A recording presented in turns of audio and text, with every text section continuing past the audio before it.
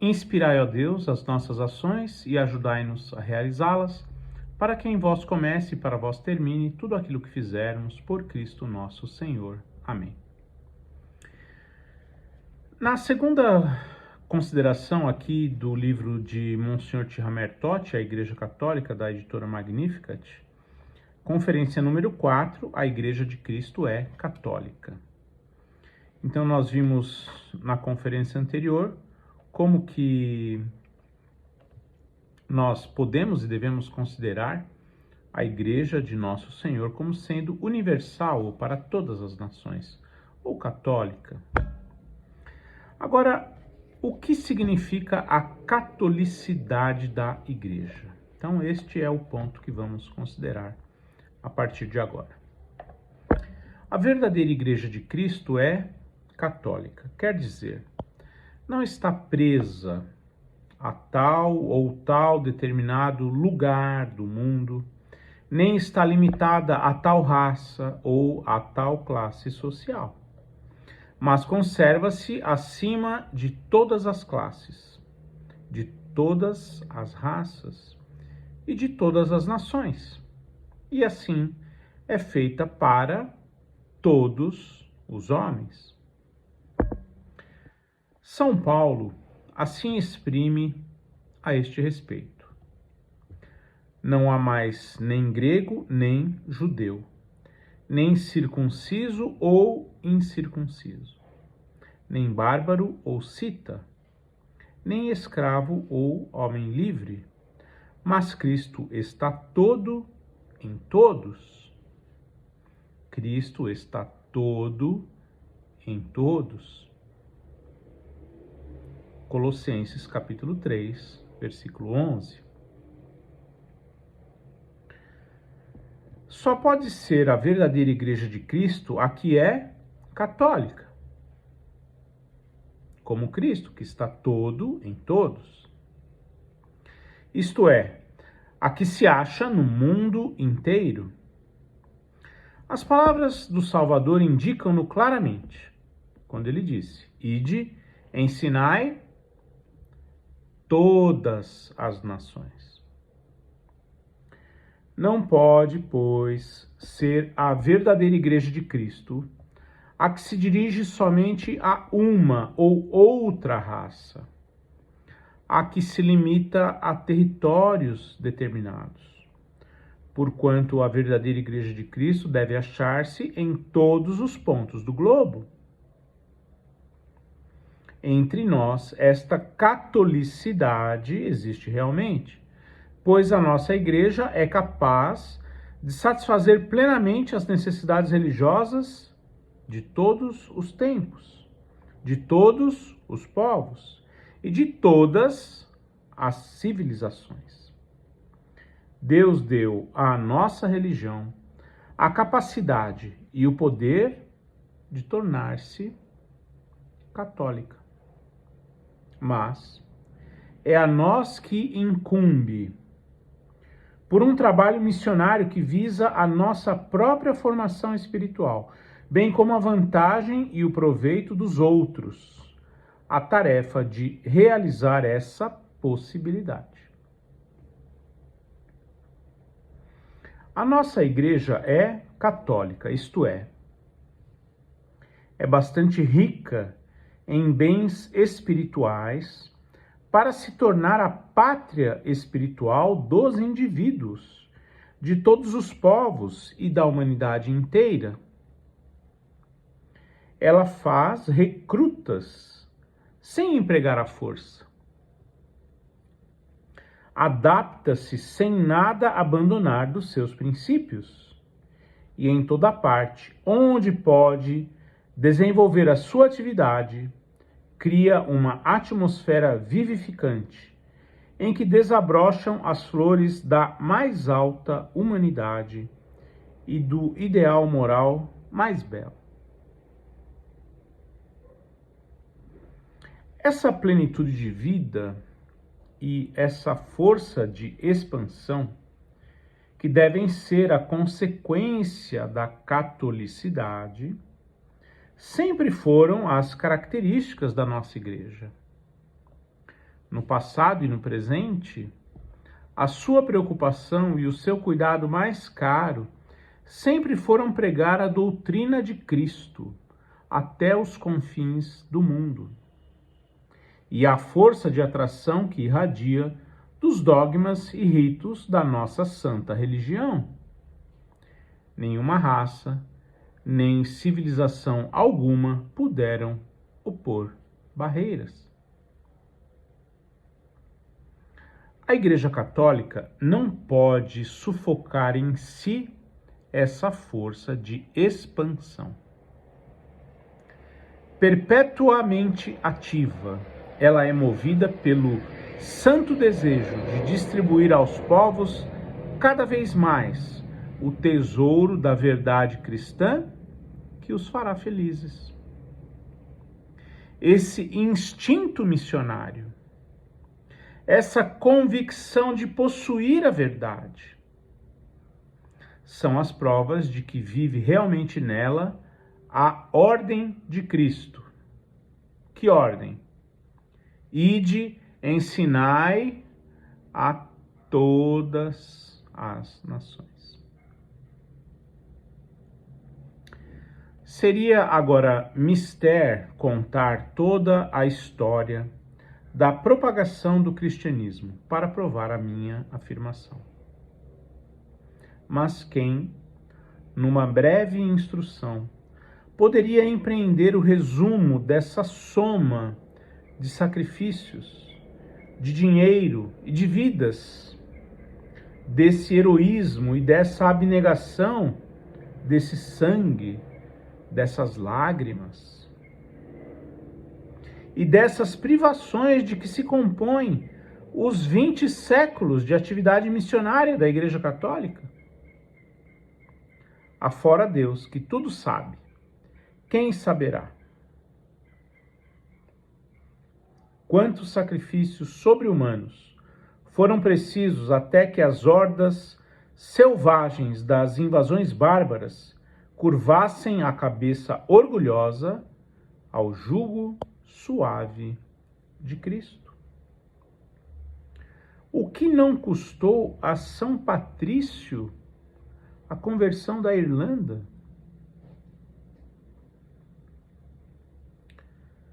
O que não custou a Santo Agostinho a conversão dos ingleses? O que não custou a São Bonifácio a conversão dos alemães? E a Santo Estevão a conversão dos húngaros? A história universal consagra páginas de elogios aos soberanos que conquistaram reinos. A conquista de continentes inteiros é, porém, pouca coisa ao lado da conquista das almas realizada pelos missionários católicos. Mas não nos detenhamos apenas a consignar esse fato grandioso. Escutemos também a advertência que ele nos faz ouvir. Meus irmãos, rejubilemo-nos por sermos católicos? Ufanamo-nos do título de católicos? Muito bem. Mas agradecemos também a Deus o sermos, consoante a palavra de São João. Somos colaboradores da verdade. Terceira carta de João, versículo 8. Ajudamos nós a difundir a fé católica? Auxiliamos as missões? Como podemos favorecer o grande desejo do coração de Cristo, o seu pensamento mais caro, a extensão da sua igreja? Se pudermos, auxiliemos financeiramente as missões. Se não o pudermos, então rezemos muito pelas missões. Façamos muitas boas obras e mortificações. Ofereçamos nossas penas, suportadas com alma serena, a fim de que a Igreja de Cristo se difunda sempre mais pelo mundo inteiro e para que o caráter católico da Igreja seja posto cada vez mais em relevo. Mas devemos também efetuar outra gravíssima advertência. Sejamos também missionários das nossas próprias almas. Trabalhemos por instaurar cada vez mais o reino de Cristo dentro de nós, ou em nossas próprias almas. Não sejais católicos só no exterior, mas também interiormente. Não sejais católicos mortos, mas católicos vivos. O que isso significa? Não sejais católicos apenas de fachada, ou como é comum dizer aqui no Brasil, não sejais católicos de IBGE, católicos do censo. Ah, que religião você tem? Ah, eu sou católico. Não, não é isso. Depois da instrução anterior, recebi uma longa carta de um hindu de Calcutá. Aí Monsenhor relata aqui uma experiência que ele teve. Nessa carta, faz-nos ele severas censuras por querermos converter os pagãos ao cristianismo, quando os cristãos são piores do que eles, segundo a visão deste hindu de Calcutá. E ele argumenta com a degradação moral que se pode ver nas grandes cidades do Ocidente, ou das grandes cidades católicas, cristãs, ortodoxas, evangélicas e assim por diante. Meus irmãos, quem não se sentiria comovido com a leitura de semelhante carta? Sabeis por que são possíveis cartas como essa? É porque vivem entre nós muitos católicos de fachada, aos quais se dá o nome de católicos, mas cuja vida é uma vergonha para o catolicismo. Entretanto, segundo nosso Senhor, assim como o levedo faz levedar ou fermentar toda a massa, assim também o Evangelho deve transformar toda a vida do homem. Os médicos prescrevem pomadas para uso externo, mas o catolicismo não é só para uso externo. Deve agir sobre o interior, sobre toda a nossa alma. E eis aqui a segunda advertência. A primeira, não sejais católicos de fachada apenas. Sejais católicos no íntimo, no interior.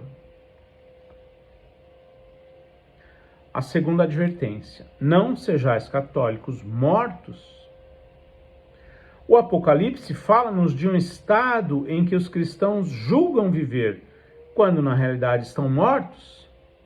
Apocalipse capítulo 3, versículo 1. Quem não vê a quantos homens hoje em dia se aplica esta passagem da Sagrada Escritura? Aquele que crê tudo quanto Deus revelou e que a Igreja ensina, esse ainda não é um católico vivo. O que é, então, o católico vivo? Há um livro de Santo Agostinho que traz esse título curioso: De Agone Cristiano, ou O Combate Cristão. A nossa vida efetivamente é uma luta, uma guerra perpétua. Mas com quem ou contra quem? Contra o mundo e conosco mesmo? Só é católico vivo aquele que combate, aquele que luta. A nossa vida é uma luta constante, incessante. Dois mundos lutam dentro de nós, e cada passo que damos para Deus exige um esforço. Quanto mais caminhamos para Deus, tanto mais o sangue, a carne, o corpo gritam e choram em nós, porque eles sentem que são vencidos. Em seguida a estas reflexões, já podemos julgar o que nosso Senhor Jesus Cristo pensa do católico tíbio, ou fraco, ou morno, ou isento. Daquele que não renega a fé, mas também não a sustenta. Daquele que é católico pela certidão de batismo, mas não o mostra de maneira alguma na sua própria vida. Conheço as tuas obras, lemos no Apocalipse. Não és nem quente e nem frio. Se ao menos fosses frio ou quente. Mas porque és morno e não és nem frio nem quente, vomitar-te-ei da minha boca. Apocalipse capítulo 3, versículos 15 e 16. Bem, agora Monsenhor Thierry Totti, ele vai lembrar do livro de Dante, O Inferno. E então ele diz assim: Dante desce ao inferno. Quem é que ele encontra em primeiro lugar entre a perdita gente, que vagueia lamentosamente por uma noite sem estrelas? Quem? Primeiro Dante encontra no inferno?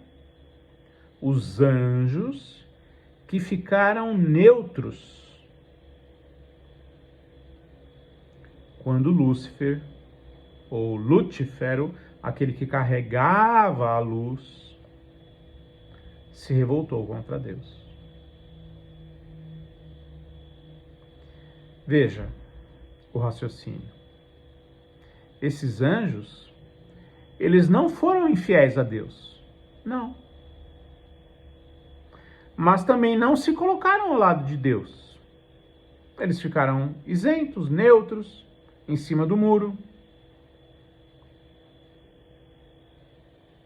Aguardemos quem vencerá, eles pensavam.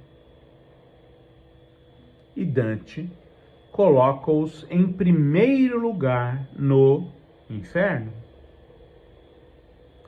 Mas certamente ele poderia ter posto ao seu lado os homens que na terra não eram incrédulos, mas também não eram católicos vivos e fervorosos, e sim católicos tíbios, de fachada, de nome, contribuindo para que os não cristãos formassem uma concepção falsa da religião de Cristo, como aquele hindu que acertadamente disse: as cidades de vocês são terríveis, são péssimas. É um argumento muito forte, muito poderoso. Hoje nós vivemos num mundo onde cada vez mais se exige tomarmos uma posição, tomarmos um lado. Temos que tomar um lado, temos que tomar uma posição. E que lado tomaremos? Que posição tomaremos? O lado de Cristo, o lado de Deus. Nos lembramos daquele texto do Cântico de Salomão, do Cântico, os cantares de Salomão, registrados nas Sagradas Escrituras. Quem é esta que vem como um exército em formação de batalha? Quem é esta? É uma mulher? É a Virgem Maria? É a mulher do Gênesis 3,15? É a mulher do Apocalipse 12,1? É a mulher de João 2? É a mulher de João 19? É aquela mulher que tantas vezes nosso Senhor Jesus Cristo, na sua bondade, deixou tão claro. Quem é esta mulher? É a Santíssima Virgem Maria. Portanto, o católico, o verdadeiro católico, precisa tomar essa posição na sua devoção à Virgem Maria, na sua devoção a Deus, a Santíssima Trindade, a Deus Pai, a Deus Filho, a Deus Espírito Santo, a São José, a todos os santos, a São Miguel Arcanjo, quem como Deus? Então, que neste tempo tão difícil, tão complexo, tão complicado em que estamos vivendo, saibamos tomar a nossa posição ao lado de Deus, de Cristo, do Espírito Santo, da Virgem Maria, de São José, da Igreja Católica. Louvado seja nosso Senhor Jesus Cristo, para sempre seja louvado.